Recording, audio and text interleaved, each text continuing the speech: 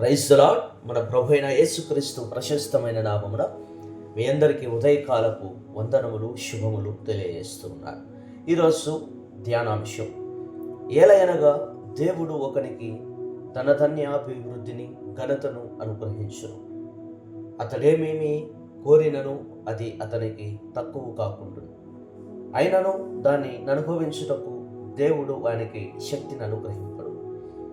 అన్యుడు దాన్ని అనుభవించును, ఇది వ్యర్థముగాను గొప్ప దురవస్థగాను కనబడుచున్నది. ప్రసంగి 6:2. ప్రేమైన దేవుని బిడ్డలారా, మన చుట్టూ ఉన్న లోకాన్ని గమనిస్తే ఒక విచిత్రమైన నిజం కనిపిస్తుంది. చాలామందికి అన్నీ ఉన్నాయి. ఇల్లు ఉంది, ఉద్యోగం ఉంది, గౌరవం ఉంది, డబ్బు ఉంది. కానీ ముఖంలో ఆనందం లేదు, నిద్ర లేదు, మనసుకు శాంతి లేదు. ఈ ఉదయం దేవుడు మనకిచ్చిన వాక్యం ఈ జీవిత వాస్తవాన్ని స్పష్టంగా చెబుతుంది. సమృద్ధి ఉన్న ఆనందము లేకపోవచ్చు.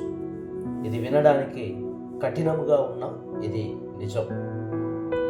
ఈ వాక్యములో 2 ముఖ్యమైన విషయాలు ఉన్నాయి. మొదటిది, దేవుడు ఒకనికి ధనం, ధాన్యం, ఘనత కావలసిన అన్నీ ఇచ్చారు. ఇవి ఆశీర్వాదాలే. కానీ రెండవది అత్యంత ముఖ్యమైనది, ఆ సమృద్ధిని అనుభవించే శక్తిని దేవుడు ఇవ్వకపోవచ్చు. ఇక్కడే సమస్య ఉంది. మనం సాధారణంగా దేవుణ్ణి ఇలా అడుగుతాం, ప్రభువా నన్ను ఆశీర్వదించుము అని. కానీ చాలా అరుదుగా ఇలా అడుగుతాం, ప్రభువా నీవిచ్చిన దానిలో తృప్తిగా జీవించే హృదయాన్ని ఇవ్వు అని.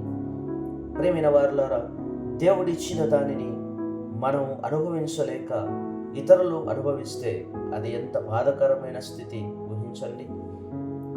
వ్యర్థమైన జీవితం అంటే ఏమిటి? ప్రసంగి గ్రంథంలో వ్యర్థము అన్న మాట మళ్ళీ మళ్ళీ వినిపిస్తూ ఉంటుంది.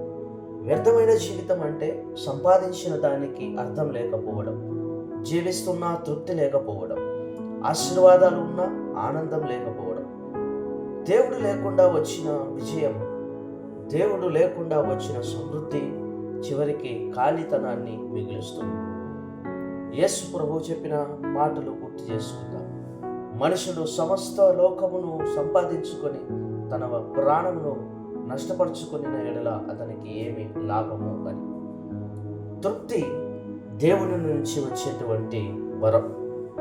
ప్రియులారా, మన తృప్తి సంపాదన మీద ఆధారపడదు. తృప్తి మన పరిస్థితుల మీద ఆధారపడదు. తృప్తి దేవుని సన్నిధిలో నుంచే వస్తుంది. పౌలు ఏమన్నాడో ఒకసారి జ్ఞాపకం చేసుకుందాం. ఏ స్థితిలో ఉన్నను తృప్తిగా ఉండుట నేర్చుకున్నాను అని.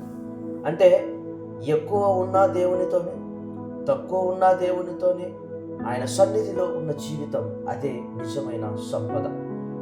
ప్రేమైన వారులారా, చిన్న ప్రార్థన చేసుకుందాం. ప్రభువా తండ్రి, ఈ ఉదయం నీ వాక్యము చేత మమ్మల్ని హెచ్చరించింది. నీవిచ్చిన ఆశీర్వాదాల కన్నా నిన్ను అనుభవించే హృదయాన్ని మాకు దయచే. సమృద్ధి ఉన్న గర్వం లేకుండా, తక్కువ ఉన్న అసంతృప్తి లేకుండా, ప్రతి పరిస్థితిలో నీకు కృతజ్ఞతతో జీవించటకు సహాయం దయచే.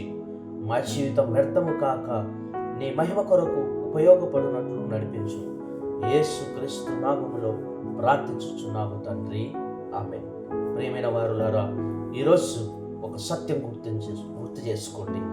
దేవుడు ఇచ్చిన దాన్ని ఆనందించే హృదయమే నిజమైన ఆశీర్వాదం.